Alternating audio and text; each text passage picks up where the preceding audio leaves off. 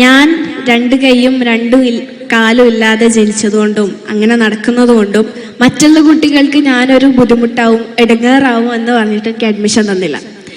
Admission തരൂല എന്ന് പറഞ്ഞ് ഒഴിവാക്കിയ ആ സ്കൂള് അവരുടെ ആനുവൽ ഡേൻ്റെ ഇനോഗ്രേഷന് ചീഫ് ഗസ്റ്റായിട്ട് എന്നെയാണ് വിളിച്ചിട്ടുണ്ട്. എൻ്റെ ഉമ്മ എപ്പോഴും എനിക്ക് പറഞ്ഞു തരാനുള്ള കാര്യമാണ്, നമ്മളെക്കാളും താഴെയുള്ളവരെ കുറിച്ച് ചിന്തിക്കുമ്പോഴാണ് നമുക്ക് കിട്ടിയിട്ടുള്ള അനുഗ്രഹങ്ങളുടെ മൂല്യം നമുക്ക് മനസ്സിലാക്കാനായിട്ട് സാധിക്കുക എന്നുള്ളത്. നമ്മുടെ ഉള്ളിൽ മറ്റുള്ളവരെ സഹായിക്കുക. ഇപ്പോൾ ഒരാൾക്ക് വേദന എടുക്കുന്നുണ്ടെങ്കിൽ എന്താ പ്രശ്നം, എന്തെങ്കിലും ചെയ്തു തരാനുണ്ടോ എന്ന് മനസ്സറിഞ്ഞ് ചോദിക്കുന്നതിൻ്റെ പവറാണ് വിദ്യാഭ്യാസം. ഇത്രയൊക്കെ പഠിച്ചു കഴിഞ്ഞിട്ടും ഒരാൾ ബുദ്ധിമുട്ടിൽ നിൽക്കുമ്പോൾ അയാളൊന്ന് കൈ പിടിച്ച് സഹായിക്കാനായിട്ട് പറ്റുന്നില്ലെങ്കിൽ അവിടെ തീർന്നു നമ്മൾ അത്രയും കൊല്ലം പഠിച്ചുണ്ടാക്കിയ വിദ്യാഭ്യാസത്തിൻ്റെ പവർ. ഞാൻ വളരെ ചെറിയ ഒരു എക്സാമ്പിള് എൻ്റെ ജീവിതത്തിൽ നിന്ന് ഞാൻ നിങ്ങളോടൊരു ചോദ്യമായിട്ട് ഞാൻ ചോദിക്കാം. പലർക്കും അറിയുന്നത് പോലെ എൻ്റെ 2 കാലും വെപ്പുകാലാണ്, കൈ നിങ്ങൾ കാണുന്ന പോലെയാണ്. അപ്പം എൻ്റെ മെഡിക്കൽ സർട്ടിഫിക്കറ്റിൽ 90% ഭിന്നശേഷിയാണ്, വെറും 10% മാത്രം കഴിവുള്ളൂ എന്നാണ് പറഞ്ഞിട്ടുള്ളത്.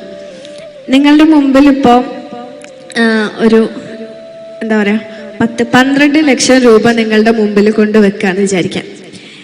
ആ പൈസ കൊണ്ട്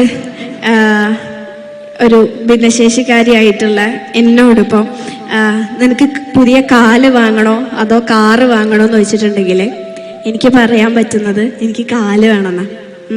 കാരണം എന്താണെന്ന് വെച്ചാൽ എനിക്ക് അതിൻ്റെ ഇല്ലായ്മ, കാല് എന്നുള്ളൊരു സംഭവത്തിൻ്റെ ഇല്ലായ്മ ജീവിതത്തിൽ ഇത്രയും കാലം മനസ്സിലാക്കിയതുകൊണ്ട് എനിക്കൊരു പക്ഷെ ഒരു കാറിനേക്കാളും വിലയേറിയതാണ് എൻ്റെ കാലെന്ന് പറയുന്നത്.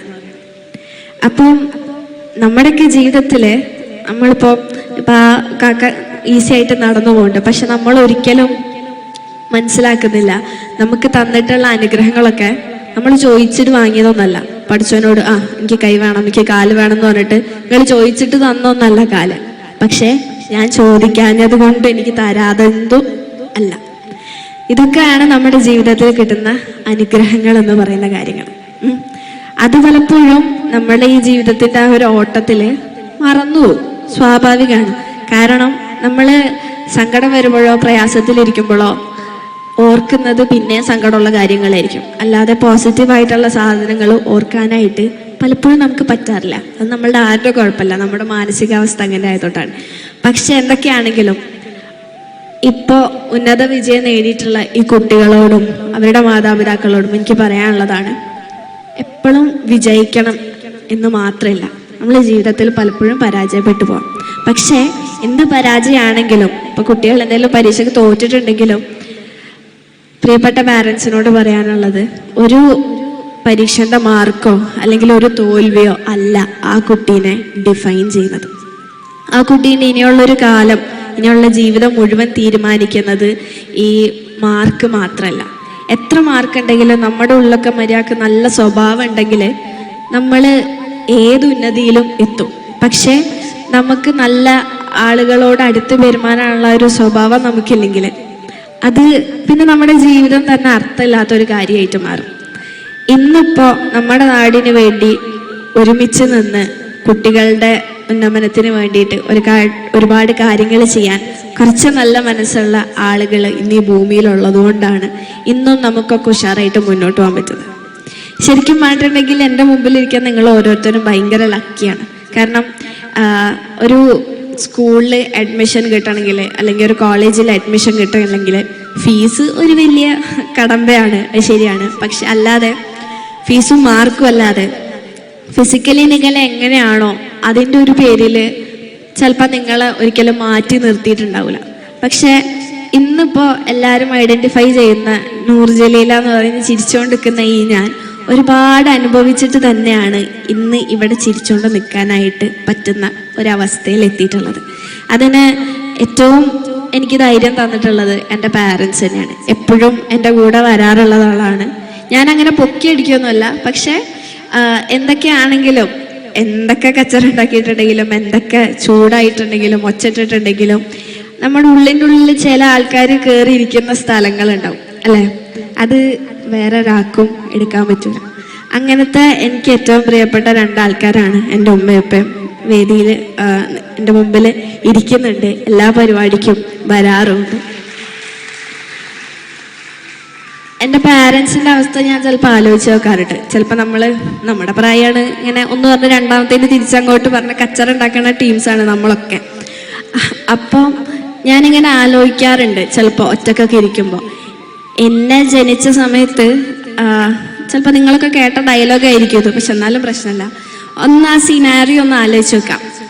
ഡോക്ടർ വന്നിട്ട് പറയാണ് കുട്ടിക്ക് 2 കൈയും 2 കാലും ഇല്ല, എന്താ ചെയ്യേണ്ടതെന്ന് ചോദിക്കുമ്പോൾ ഇപ്പോൾ എൻ്റെ ബാക്കിലിരിക്കുന്ന ഈ വലിയ ആളുകളൊക്കെ പലവരും വാപ്പമാരായിരിക്കും. ഇപ്പം നിങ്ങൾക്കൊക്കെ പറഞ്ഞാൽ ചിലപ്പോൾ മനസ്സിലാവും അല്ലേ?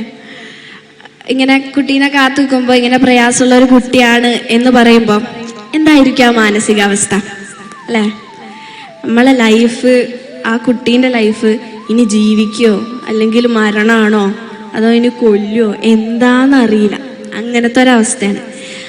അങ്ങനത്തെ ഒരു സാധനത്തിൽ നിന്ന് ഇനി കുട്ടീനെ കാണണോ എന്നുള്ളൊരു ചോദ്യം മുമ്പിൽ വന്നു. അത് ശരിക്കും ജീവിക്കണോ മരിക്കണോ എന്ന് ഡയറക്റ്റ്ലി ചോദിച്ച മാതിരിയായിരുന്നു അല്ലേ? അങ്ങനത്തെ ഇതിൽ നിന്ന് കയറി പോന്ന് ഇന്നിപ്പോൾ ഇവിടം വരെ എത്തിയ ഒരാളാണ് ഞാൻ. അപ്പം നമ്മളൊന്ന് ആലോചിച്ച് നോക്കാം. ലൈഫ് ഒരിക്കലും എളുപ്പമല്ല. നമ്മൾ വെറുതെ വിചാരിക്കുകയാണ് ലൈഫ് സിമ്പിളാണ്, ലൈഫ് ബ്യൂട്ടിഫുൾ ആണ്. ലൈഫ് ഒന്നുമല്ല. നമ്മൾ കഷ്ടപ്പാടുണ്ടെങ്കിലേ ലൈഫ് അടിപൊളിയാവുള്ളൂ. ഇപ്പം ചെറിയൊരു ഉദാഹരണം പറയാം. നമ്മളെല്ലായ്പ്പോഴും സന്തോഷിക്കുകയാണെങ്കിൽ ഒരു വൈബ് ഉണ്ടാവില്ല അല്ലേ?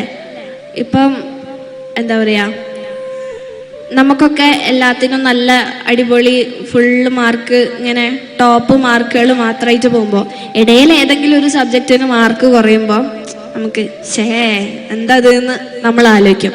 പക്ഷെ അടുത്ത പരീക്ഷയ്ക്ക് നമ്മൾ ചിലപ്പോൾ അത് മേക്കപ്പ് ചെയ്തെടുക്കും. നിങ്ങൾ ഭയങ്കര പഠിപ്പികളാവണമെന്നോ അല്ലെങ്കിൽ ഭയങ്കര സ്റ്റുഡിയസ് ആയിട്ട് എക്സൽ ചെയ്യണം എന്ന് മാത്രമല്ല ഞാൻ പറയുന്നത്. അത് മാത്രമല്ല ലൈഫ്. നമ്മുടെ ഉള്ളിൽ മറ്റുള്ളവരെ സഹായിക്കുക. ഇപ്പോൾ ഒരാൾക്ക് വേദന എടുക്കുന്നുണ്ടെങ്കിൽ എന്താ പ്രശ്നം, എന്തെങ്കിലും ചെയ്തു തരാനുണ്ടോ എന്ന് മനസ്സറിഞ്ഞ് ചോദിക്കുന്നതിൻ്റെ പവറാണ് വിദ്യാഭ്യാസം അല്ലേ? നിങ്ങളൊന്ന് പറയും. നമ്മൾ LKG UKG 1 മുതൽ 12 വരെ, അത് കഴിഞ്ഞ് ഡിഗ്രി, ഇത്രയൊക്കെ പഠിച്ചു കഴിഞ്ഞിട്ടും ഒരാൾ ബുദ്ധിമുട്ടിൽ നിൽക്കുമ്പോൾ അയാളൊന്ന് കൈ പിടിച്ച് സഹായിക്കാനായിട്ട് പറ്റുന്നില്ലെങ്കിൽ അവിടെ തീർന്നു നമ്മൾ അത്രയും കൊല്ലം പഠിച്ചുണ്ടാക്കിയ വിദ്യാഭ്യാസത്തിൻ്റെ പവർ. അതേസമയം നമുക്ക് ഒരു നേരത്തെ ഫുഡ് വാങ്ങിക്കൊടുക്കാൻ അല്ലെങ്കിൽ ഒരു കുട്ടീൻ്റെ പുസ്തകം വാങ്ങിച്ചു കൊടുക്കാൻ, എനിക്കറിയുന്ന കുറേ കുട്ടികളുണ്ട്, കുറേ അല്ലെങ്കിലും കുറച്ച് കുട്ടികളുണ്ട്, യൂണിഫോമും ബുക്കും വാങ്ങാൻ പൈസ ഇല്ലാഞ്ഞിട്ട് സ്കൂളിൽ പോവാൻ പറ്റാത്തത്. അപ്പം നമ്മൾ ആലോചിച്ച് നോക്കാം നമ്മളൊക്കെ എത്ര അനുഗ്രഹമുള്ളവരാണ്. അപ്പം അങ്ങനത്തെ ആളുകളെ കാണുമ്പോൾ അവരെ സഹായിക്കാൻ തോന്നുന്നുണ്ടെങ്കിൽ നമ്മൾ ഇത്രയും കൊല്ലം പഠിച്ചതിന് നമുക്ക് ഫുൾ A+ അല്ല അതിൻ്റെ മുകളിലും കിട്ടണം. അതാണ് വിദ്യാഭ്യാസം. അതാണ് നമ്മൾ ഓരോരുത്തരും ഉണ്ടാക്കിയെടുക്കേണ്ടതും ഇനിയുള്ള ജനറേഷനും കൊടുക്കേണ്ടതും. ഫുൾ A+ അടിപൊളിയാണ്, എല്ലാവരോടും കൺഗ്രാറ്റ്സ് ഒക്കെ പറയാണ്. പക്ഷേ നമ്മുടെ ജീവിതത്തിൽ മാനുഷിക മൂല്യങ്ങൾ കൊണ്ടുവരണം. അപ്പോഴാണ് നമ്മൾ ശരിക്കും വിജയിക്കുക. എനിക്ക് അവസാനമായിട്ട് പറയാനുള്ളത് വെച്ചാൽ, എനിക്ക് സ്കൂളിൽ അഡ്മിഷൻ കിട്ടാനൊക്കെ ഭയങ്കര കഷ്ടപ്പാടായിരുന്നു. എനിക്ക് വളരെ പ്രശസ്തമായിട്ടുള്ള ഒരു സ്കൂളിൽ എനിക്ക് അഡ്മിഷന് വേണ്ടി LKGയിൽ പഠിക്കുമ്പോൾ ചെന്നപ്പോൾ അവിടുത്തെ മാനേജ്മെൻ്റ് ഒരു കാര്യം പറയുമ്പോൾ ആ സ്കൂളിൽ എൻ്റെ ഉപ്പ ഇലക്ട്രിക്കൽ കോൺട്രാക്ടറായിട്ട് വർക്ക് ചെയ്യുന്നുണ്ടായിരുന്നു. എൻ്റെ ഇത്താത്ത അവിടെ പഠിച്ചുകൊണ്ടിരിക്കുകയായിരുന്നു. ആ സ്ഥാപനത്തിൽ ചെന്നപ്പോൾ അവിടുത്തെ മാനേജ്മെൻറ്റ് വളരെ മോശമായിട്ട് പെരുമാറുക മാത്രമല്ല, ഞാൻ 2 കൈയും 2 കാലും ഇല്ലാതെ ജനിച്ചതുകൊണ്ടും അങ്ങനെ നടക്കുന്നതുകൊണ്ടും മറ്റുള്ള കുട്ടികൾക്ക് ഞാനൊരു ബുദ്ധിമുട്ടാവും, ഇടങ്ങേറാവും എന്ന് പറഞ്ഞിട്ട് എനിക്ക് അഡ്മിഷൻ തന്നില്ല. UKG പഠിക്കാനായപ്പോഴും അതേ സ്ഥാപനത്തിൽ ചെന്നു, അപ്പോഴും എനിക്ക് അഡ്മിഷൻ തന്നില്ല. പക്ഷേ നമ്മൾ എവിടെയാണോ എത്തിച്ചേരേണ്ടത് അവിടെ നമ്മൾ എന്തായാലും എത്തിച്ചേരും. പഠിച്ചോൻ വിചാരിച്ചിട്ടുണ്ടെങ്കിൽ എന്ത് സാധനം വന്നിട്ടുണ്ടെങ്കിലും അത് നടക്കും. പക്ഷെ നമുക്ക് വിധിച്ചിട്ടില്ലെങ്കിൽ എന്ത് തലകുത്തി പറഞ്ഞാലും നമുക്കത് കിട്ടൂല. ട്വിസ്റ്റ് ഉണ്ടായെന്ന് വെച്ചാൽ എനിക്ക് അഡ്മിഷൻ തരൂല എന്ന് പറഞ്ഞ സ്കൂളിൽ ഞാൻ +2 കഴിഞ്ഞ് ഇറങ്ങി, ഒരു കോവിഡിനൊക്കെ കുറച്ച് മുന്നായിട്ട്. അഡ്മിഷൻ തരൂല എന്ന് പറഞ്ഞ് ഒഴിവാക്കിയ ആ സ്കൂള് അവരുടെ ആനുവൽ ഡേൻ്റെ ഇനോഗ്രേഷന് ചീഫ് ഗസ്റ്റായിട്ട് എന്നെയാണ് വിളിച്ചിട്ടുണ്ടായിരുന്നത്. ഒരാൾക്കും നമ്മളെ തകർത്താൻ പറ്റൂല. നമ്മളിൽ വിശ്വാസം നമുക്കില്ലെങ്കിൽ അപ്പടെ തീർന്നു. പക്ഷേ ആരെന്തൊക്കെ പറഞ്ഞാലും എനിക്ക് പറ്റുന്നുള്ളൊരു കോൺഫിഡൻസ് സ്വയം ഉണ്ടെങ്കിൽ പിന്നെ ആര് പറഞ്ഞിട്ടുണ്ടെങ്കിലും നമ്മൾ വിചാരിച്ചു കൊടുത്തെത്തും. എനിക്ക് ഒരുപാട് യാത്ര ചെയ്യാൻ ഇഷ്ടമാണ്. അപ്പോൾ യാത്ര ചെയ്യുമ്പോൾ ഒരുപാട് ആളുകളെ ഫുള്ള് ഡിഫറെൻറ്റ് ക്യാരക്ടേഴ്സ് ഉള്ള കുറേ ആൾക്കാരെ പരിചയപ്പെടും. അങ്ങനെ ആ സമയത്ത് സ്നേഹത്തിൻ്റെ പുറത്തോ അല്ലെങ്കിൽ ഇനി സിമ്പതിൻ്റെ പുറത്തോ എന്തിൻ്റെ പുറത്താണോ എന്നറിയില്ല, ചില ആൾക്കാർ എന്നോട് പറയും, അയ്യോ നൂറ് അങ്ങനെ ഒന്നും കയറണ്ട, കാലിന് സുഖമില്ലാത്തതല്ലേ, കാല് വേദനാവും, ഇവിടെ ഇരുന്നാൽ മതി, ബുദ്ധിമുട്ടണ്ട എന്നൊക്കെ പറയും. ആദ്യമൊക്കെ എനിക്ക് നല്ല ദേഷ്യം വരുമായിരുന്നു. കാരണം എന്താ വെച്ചാൽ ഈ കുന്നും മലയും കയറാൻ വേണ്ടിയാണ് എണ്ണക്കാശ് മേടിച്ചിട്ട് ഈ ട്രിപ്പിന് പോണത്. പിന്നെ എന്തിനാ അവിടെ ഇരിക്കുന്നത്? ട്രക്കിങ്ങിന് പോകാൻ വേണ്ടിയിട്ടാണ് ഉടുത്തൊരുങ്ങി വരുന്നത്. അപ്പം അത് കേൾക്കുമ്പോൾ ആകെ ദേഷ്യം വരും. പക്ഷെ ഞാനത് മൈൻഡ് ചെയ്യൂല. കാരണം എനിക്കറിയാം എനിക്ക് എന്തൊക്കെ ചെയ്യാൻ പറ്റും. എൻ്റെ കേപ്പബിലിറ്റി തീരുമാനിക്കുന്നത് ഞാനാണ്. എനിക്ക് ഇന്ന കാര്യം ചെയ്യാൻ പറ്റില്ല എന്ന് വിചാരിച്ചിട്ടുണ്ടെങ്കിൽ അത് എനിക്ക് ചെയ്യാൻ പറ്റുന്നതാണ് ഞാൻ ചെയ്ത് കാണിക്കല്ലേ വേണ്ടത്, അല്ലേ? അങ്ങനെ ഞാൻ ഒരുപാട് യാത്ര ചെയ്തിട്ടുണ്ട്, ഒരുപാട് കുന്നും മലയും കയറിയിട്ടുണ്ട്. ഞാൻ ഡിഗ്രിക്ക് പഠിക്കുന്ന സമയത്ത് കോളേജിൽ നിന്ന് ടൂറ് പോയിട്ട് 500 സ്റ്റെപ്പ് കയറിയിട്ട് ഒരു വ്യൂ പോയിന്റിൻ്റെ ഏറ്റവും മുകളിൽ പോയിട്ടുണ്ട്. അതും 2 കാലിലും വെപ്പ് കാല് വെച്ചിട്ട്. എന്നോട് കുറേ പേര് പറഞ്ഞു, 100 കയറാൻ പറ്റുമോ, കയറണ്ട, അവിടെ എത്തുമ്പോഴത്തേക്ക് ക്ഷീണിക്കും. യാത്ര കഷ്ടപ്പാടായിരുന്നു. കാരണം ഓരോ 100 സ്റ്റെപ്പ് എത്തുമ്പോഴും ഞാൻ ക്ഷീണിച്ച്. പക്ഷെ വെള്ളം ഉണ്ടല്ലോ, വെള്ളം കുടിക്കും, ഇത്തിരി നേരം ഇരിക്കും, റെസ്റ്റ് എടുക്കും, പിന്നെയും കയറും. അങ്ങനെ കയറി 400 സ്റ്റെപ്പും കഴിഞ്ഞ് 500 സ്റ്റെപ്പ് കഴിഞ്ഞ് അതിൻ്റെ മുകളിലെത്തിയപ്പോൾ എൻ്റെ കൂടെ ഉണ്ടായിരുന്ന ഫ്രണ്ട്സ്, ചിലവർ കയറാൻ പറ്റുമോ എന്ന് ഡൗട്ട് അടിച്ചിരുന്ന ഫ്രണ്ട്സ് വരെ അവിടെ നിന്ന് കൈയടിച്ച്. അപ്പം കിട്ടിയ ഒരു സന്തോഷമുണ്ട്, ആ ഒരു പ്രൗഡ് മൊമെൻ്റ് ഉണ്ട്. എനിക്ക് കാലില്ല എന്ന് വിചാരിച്ച് കയറാൻ പറ്റൂല എന്നല്ല, കൈ പിടിച്ച് കൂടെ നടത്തി കയറ്റുക എന്നതാണ് ചെയ്യേണ്ടത്. ഇനി നിങ്ങളൊക്കെ പഠിച്ച് വലുതായി നിങ്ങൾ ജോലി ചെയ്യുന്ന സ്ഥാപനങ്ങളിലൊക്കെ എന്താ പറയുക, നടക്കാനോ ശാരീരികമായി എന്തെങ്കിലും പ്രയാസം അനുഭവിക്കുന്ന ആരെങ്കിലും ഉണ്ടെങ്കിൽ അവർ ചേർത്ത് പിടിക്കുകയാണ് ചെയ്യാനുള്ളത്. ഈ പ്രായത്തിൽ നിങ്ങളോടൊക്കെ ഇതൊക്കെ പറഞ്ഞ് എത്രത്തോളം തിരിയുമെന്ന് എനിക്കറിയില്ല. പക്ഷേ ഒരു പാലിയേറ്റീവ് കെയർ വോളണ്ടിയർ എന്ന നിലയിൽ എനിക്ക് പറയാൻ പറ്റും, എനിക്ക് നിങ്ങൾക്ക് നൽകാൻ പറ്റുന്ന ഏറ്റവും വലിയൊരു മോട്ടിവേഷൻ മറ്റുള്ളവരെയും കൂടെ കണക്കാക്കുക, അതേപോലെ നല്ല മനുഷ്യന്മാരായിട്ട് നമ്മൾ ജീവിക്കുക എന്നതാണ് എനിക്ക് പറയാനുള്ളൂ. ഇപ്പം ചെറുപ്പത്തിലൊക്കെ ഇങ്ങനെ ബസ്സിൽ പോകുമ്പോഴൊക്കെ, ചെറുപ്പത്തിൽ നിന്നല്ല ഇപ്പോഴും അങ്ങനെ തന്നെയാണ്, ബസ്സിൽ പോകുമ്പോൾ ആൾക്കാരൊക്കെ ഇങ്ങനെ നോക്കും, അയ്യോ ആ കുട്ടിക്ക് കൈയില്ലാലേ, കാലില്ലാലേ. കണ്ടാൽ മനസ്സിലാവുന്ന കാര്യമാണ് അല്ലേ? നിങ്ങൾക്കൊക്കെ കണ്ടാൽ മനസ്സിലാവില്ലേ എനിക്ക് കൈയില്ലാന്ന്? അല്ലേ? ഇല്ലേ? അപ്പം കണ്ടാൽ മനസ്സിലാവുന്ന കാര്യം പിന്നെയും ചോദിച്ച് വേദനിപ്പിക്കുന്ന ആളുകൾ ഇപ്പോഴും ഉണ്ട്. പക്ഷെ അങ്ങനത്തെ അല്ലാത്ത ആളുകളും ഉണ്ട്. അപ്പം എന്നോടിപ്പോൾ ആരെങ്കിലും കാലില്ലേന്ന് ചോദിക്കുമ്പോൾ, കയ്യില്ലേന്ന് ചോദിക്കുമ്പോൾ ഞാൻ പറയും, ഇല്ല എനിക്ക് കാലുമില്ല എന്ന് പറയും. കാരണം എനിക്ക് പറയാൻ മടിയൊന്നുമില്ല. കാരണം ഞാൻ എങ്ങനെയാണോ അങ്ങനെ ഞാൻ എന്നെ അംഗീകരിച്ചിട്ടുണ്ട്. അതുകൊണ്ട് തന്നെ എനിക്കിനി മുന്നോട്ട് പോകാനായിട്ട് സാധിക്കും. പഠിച്ചാൽ സഹായിച്ച് എൻ്റെ ഉമ്മ എപ്പോഴും എനിക്ക് പറഞ്ഞു തരാനുള്ള കാര്യമാണ്, നമ്മളെക്കാളും താഴെയുള്ളവരെ കുറിച്ച് ചിന്തിക്കുമ്പോഴാണ് നമുക്ക് കിട്ടിയിട്ടുള്ള അനുഗ്രഹങ്ങളുടെ മൂല്യം നമുക്ക് മനസ്സിലാക്കാനായിട്ട് സാധിക്കുക എന്നുള്ളത്. എല്ലാ അനുഗ്രഹങ്ങളും എല്ലാം കംപ്ലീറ്റ് ആയിട്ട് നമുക്ക് ആർക്കും ജീവിക്കാൻ പറ്റില്ല. ചെറിയ ചെറിയ കാര്യങ്ങളിൽ സന്തോഷം കണ്ടെത്തുക. പിന്നെ എന്തൊക്കെയാണെങ്കിലും അൾട്ടിമേറ്റ്ലി എൻ്റെ കൺസെപ്റ്റിൽ പഠിച്ചോന്ന് പറഞ്ഞിട്ടുണ്ടെങ്കിൽ എനിക്ക് ഏറ്റവും നന്ദി തോന്നുന്ന ഒരു പവറാണ്. കാരണം ഇത്രയൊക്കെ ഒരുപാട് അനുഗ്രഹങ്ങൾ ഒന്നും വേണ്ട. നമുക്ക് ഇപ്പം എന്തെങ്കിലും വിഷമം ഉണ്ടെങ്കിൽ നമ്മൾ ചിലപ്പോൾ കുട്ടികൾ ചെക്കന്മാരൊക്കെ അങ്ങനെ പറയും, നമുക്ക് ട്രിപ്പ് പോവാം, അപ്പോൾ ഒന്ന് ഉഷാറാവും. അങ്ങനെ ട്രിപ്പ് പോവാൻ അവിടെ കുന്നും മലയൊക്കെ പഠിച്ചോനെ അവിടെ റെഡിയാക്കി വെച്ചോണ്ട് അത് നമുക്കൊരു ഓപ്ഷനാണ് അല്ലേ? അത് നമുക്ക് സമാധാനം കിട്ടുന്ന ഒരു സ്ഥലമായിട്ട് മാറും അല്ലേ? അപ്പോൾ അതിനൊക്കെ അൽഹംദുലില്ലാ എന്ന് പറയുക എന്നതാണ് ഞാൻ കണക്കാക്കുന്ന പഠിച്ചം. അപ്പോൾ എന്തായാലും ഇത് ജീവിതം എന്ന് പറഞ്ഞാൽ ഒരു വലിയ പരീക്ഷണമാണ്. അത് നമ്മൾ ജീവിച്ച് മുന്നോട്ട് പോവുക. ഇനിയും ഒരുപാട് വഴിത്തിരിവുകൾ ഇനിയും നമ്മുടെ ലൈഫിൽ ഉണ്ടാകും തീർച്ചയായിട്ടും. അപ്പോൾ ഒന്നിലും പതറിയാലും കുഴപ്പമൊന്നുമില്ല, പക്ഷേ നിർത്തി പോവാൻ ഞാൻ മതി. നമ്മളാരും ഉഷാറോടുകൂടി തന്നെ എന്ത് പ്രയാസമാണെങ്കിലും മുന്നോട്ട് പോവുക. മുന്നോട്ട് പോകുമ്പോഴാണ് നമുക്ക് മനസ്സിലാവുക നമ്മളുടെ ശരിക്കിനുള്ള പവർ എന്താണ്, അല്ലേ? അവസരങ്ങൾ നമുക്ക് ചിലപ്പോൾ എപ്പോഴും കിട്ടണമെന്നില്ല. ചിലപ്പോൾ നമ്മൾ വിചാരിക്കും കുഴപ്പമില്ല, പക്ഷേ ചില ഓപ്പർച്യൂണിറ്റീസ് നമ്മളെ കയ്യിൽ നിന്ന് പോകുമ്പോഴാണ് നമുക്ക് മനസ്സിലാവുക അയ്യോ പോയല്ലോ എന്ന്. അപ്പോൾ പറയാൻ കാരണം, ഞാൻ നേരത്തെ പറഞ്ഞല്ലോ 500 സ്റ്റെപ്പ് കയറി മോളിൽ പോയിന്. എന്നോട് കുറേ പേര് പറഞ്ഞിരുന്നു കയറണ്ട, പറ്റൂല എന്നൊക്കെ. ഒരു പക്ഷേ ഞാൻ അവിടെ കയറാണ്ട് താഴെ നിന്നിട്ടുണ്ടായിരുന്നെങ്കിൽ ഇന്ന് ഇത്രയും അഭിമാനത്തോടു കൂടി എനിക്കത് പറയാനായിട്ട് സാധിക്കില്ല. അപ്പോൾ നമ്മുടെ ജീവിതത്തിൽ അറിഞ്ഞോ അറിയാതെ കിട്ടുന്ന ഓരോ ഓപ്പർച്യൂണിറ്റീസ് നമ്മൾ ഉപയോഗപ്പെടുത്തണം.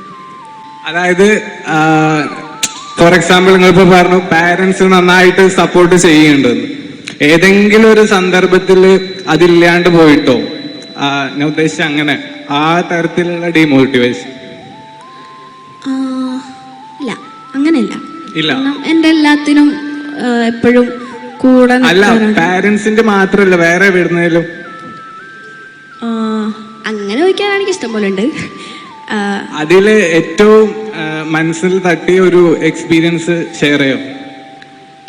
ഏറ്റവും വിഷമം ഉണ്ടായിരുന്ന എൻ്റെ കോൺഫിഡൻസ് തന്നെ കുറച്ച്, അങ്ങനെയല്ലേ ഉദ്ദേശിച്ചത്? ഓക്കെ, അങ്ങനത്തെ ഒരു എക്സ്പീരിയൻസ് ഉണ്ട്. കാരണം അതെടുത്ത് പറയാൻ നല്ല ചോദ്യം, എനിക്കിഷ്ടമായി. ഞാനത് മറന്നുപോയി അതെടുത്ത് പറയാം. ഓക്കെ, ഞാൻ സ്കൂളിൽ പഠിക്കുന്ന സമയത്ത്, അതായത് ഒരു 7ാം ക്ലാസ് ഒക്കെ പഠിക്കുന്ന സമയത്ത്, എനിക്ക് വേണ്ടിയിട്ട് 7ാം ക്ലാസ് താഴത്തെ ഫ്ലോറിലോട്ട് ആക്കി തന്നിട്ടുണ്ടായിരുന്നു പ്രിൻസിപ്പൾ. അത് എനിക്ക് സ്റ്റെപ്പ് കയറി പോയി ഇടങ്ങാറാവണ്ടല്ലോ എന്ന് വിചാരിച്ചിട്ടാണ് അങ്ങനെ ആക്കി തന്നിട്ടുണ്ടായിരുന്നത്. സ്റ്റേജിൻ്റെ ബാക്കിലായിട്ടായിരുന്നു എൻ്റെ ക്ലാസ് വന്നത്. അപ്പോൾ ഞാൻ പഠിക്കുമ്പോൾ നമ്മൾ സ്വാഭാവികമായിട്ടും സ്കൂളുകളിൽ കാണാറുള്ള ഒരു ഗ്രൂപ്പിസം സ്ഥിരമായിട്ടും എല്ലായിടത്തും ഉണ്ടായിരുന്നു. പലപ്പോഴും ഞാൻ പോസ്റ്റ് ആവാറാണ്. കാരണം എനിക്ക് ഓടാൻ പറ്റില്ല, സ്പീഡിൽ നടക്കാൻ കഴിയുമെന്നല്ലാതെ ഓടാൻ പറ്റില്ല. പണ്ട് ആ പ്രായത്തിൽ ഞാൻ ഉപയോഗിച്ചിരുന്ന ആർട്ടിഫിഷ്യൽ ലിംബ് ഒരുപാട് വ്യത്യാസമുള്ളതായിരുന്നു. അത്ര നടക്കാൻ പറ്റും, എന്നാലും കമ്പാരിറ്റീവ്ലി അത്ര എളുപ്പമുള്ള നടത്തമായിരുന്നില്ല. ഒരുപാട് വേദനകൾ ഉണ്ടാവുമായിരുന്നു. പക്ഷെങ്കിലും അന്നത്തെ കാലത്ത് എനിക്കത് സ്വർഗ്ഗമായിരുന്നു. കാരണം നടക്കാൻ കഴിയുമല്ലോ എന്നുള്ളൊരു സന്തോഷം. അങ്ങനെ ഇരിക്കുക, ഒരു ദിവസം ഞാൻ സ്റ്റാഫ് റൂമിൽ എപ്പോഴും കൈ കഴുകാൻ പോവാറുള്ളതാണ്. അത് പ്രിൻസിപ്പളായിട്ട് എനിക്ക് തന്നിട്ടുള്ള ഒരു പെർമിഷനായിരുന്നു. അങ്ങനെ ഞാൻ സ്റ്റാഫ് റൂമിൽ കൈ കഴുകാൻ പോയപ്പോൾ അവിടുത്തെ ഒരു ടീച്ചർ എന്നോട് പറഞ്ഞു, 100 ഇവിടുന്ന് കൈ കഴുകണ്ടെന്ന്. അപ്പം ഞാൻ ചോദിച്ചു എന്താ എന്ന് വെച്ചു. അപ്പോൾ പറഞ്ഞു വേണ്ട, 100 ഇവിടുന്ന് കൈ കഴുകണ്ട. അപ്പം ഞാൻ ചോദിച്ചു പ്രിൻസിപ്പൾ തന്നിട്ടുള്ള പെർമിഷനാണല്ലോ, എന്ത് പറ്റി മിസ്സേന്ന് ചോദിച്ചു. അപ്പം മിസ്സ് പറഞ്ഞു ഇല്ല, 100 ഇവിടുന്ന് കൈ കഴുകണ്ട, അത് ശരിയാവില്ല, സ്റ്റാഫ് റൂമിൽ നിന്ന് കുറേ സാധനങ്ങളൊക്കെ കാണാണ്ട് പോകുന്നുണ്ടെന്ന് പറഞ്ഞു. അപ്പം പിന്നെ വെറുതെ ഇല്ലാത്ത സാധനം എടുത്ത് തലയിൽ വെക്കണ്ടല്ലോ എന്ന് വിചാരിച്ചിട്ട് ഞാൻ പറഞ്ഞു എന്നാൽ ആയിക്കോട്ടെ മിസ്സേ, ഞാൻ പോയി കൈ കഴുകിക്കോളാന്ന് പറഞ്ഞു. ഏറ്റവും പ്രയാസം ഉണ്ടായെന്ന് വെച്ചാൽ കൈ കഴുകണമെങ്കിൽ നമ്മുടെ സ്കൂളിൽ ഒരു വലിയ ഗ്രൗണ്ട് ക്രോസ് ചെയ്ത് ഹയർ സെക്കൻഡറി ബ്ലോക്കിൻ്റെ അവിടെ പോയിട്ട് കൈ കഴുകണം. അല്ലെങ്കിൽ ഞങ്ങളുടെ സ്കൂളിൽ കുന്നിൻ്റെ മുകളിലാണ്, ആ കുന്ന് ഇറങ്ങി താഴെ LKG ബ്ലോക്കിൻ്റെ അവിടെ പോയിട്ട് കൈ കഴുകണം. ഇത് രണ്ടും എനിക്ക് ഒറ്റക്ക് നടക്കണ കാര്യമല്ല. എൻ്റെ ക്ലാസ്സിൽ ഒരു കുട്ടികളും കൂടെ വരാനില്ലാഞ്ഞതുകൊണ്ട് ഞാൻ താഴത്തെ ക്ലാസ്സിലൊരു കുട്ടീനെ കൂട്ടിയിട്ട് ഈ വലിയ ഗ്രൗണ്ട് ക്രോസ് ചെയ്ത് ഹയർ സെക്കൻഡറി ബ്ലോക്കിൻ്റെ അവിടെ പോകാനായിട്ട് തീരുമാനിച്ചു. നമുക്ക് സ്പോർട്സ് ഡേ ഒക്കെ വരുമ്പോൾ ഗ്രൗണ്ട് വൃത്തിയാക്കുമല്ലോ, അതുകൊണ്ട് ഈ കുഞ്ഞു കുഞ്ഞു കല്ലുകളൊക്കെ സൈഡിലോട്ട് കൂട്ടിയിടും. ഞാനാണെങ്കിൽ ഈ സൈഡ് പിടിച്ച് നടക്കുന്ന ടീമാണ്.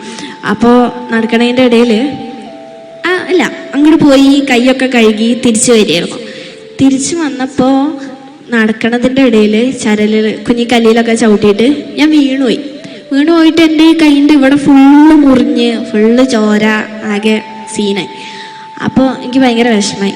അങ്ങനെ ഞാൻ മിസ്സിനെ കാണിച്ചു കൊടുത്ത്. അപ്പോൾ മിസ്സ് ഒരു മൈൻഡില്ല. അങ്ങനെ ഞാൻ വീട്ടിൽ പോയി ഉമ്മാക്ക് കാണിച്ചു കൊടുത്ത്. ഉമ്മമാരാണല്ലോ, കണ്ടാൽ അറിയാമല്ലോ. അപ്പോൾ കാണിച്ചു കൊടുത്ത് പിന്നെ പിറ്റേ ദിവസം ഉമ്മ സ്കൂളിൽ വന്ന് ആ ടീച്ചറിനോട് ചോദിച്ചു, എന്താ ഇങ്ങനെ ഒരു ന്യൂസ് മോള് പറഞ്ഞല്ലോ, എന്താ എങ്ങനെയെന്ന് പറഞ്ഞു. അപ്പം ടീച്ചർ പറഞ്ഞു ഞാനങ്ങനെയൊന്നും പറഞ്ഞിട്ടില്ലല്ലോ.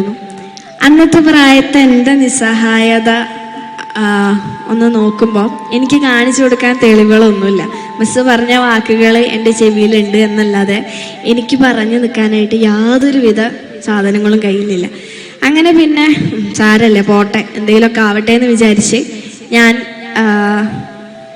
അത് വിട്ട്. അതിനുശേഷം 8 കഴിഞ്ഞോ 9 കഴിഞ്ഞോ 10 കഴിയുമ്പോഴേക്കും എനിക്ക് ആ സബ്ജക്റ്റിനോടും ആ ടീച്ചറിനോടും ഭയങ്കര ഒരു അകൽച്ചയായിരുന്നു. വെറുപ്പല്ല, ഒരകൽച്ച, ഒരു എന്താ പറയുക, വലിയ താല്പര്യമില്ല എന്നുള്ളൊരു സംഭവം.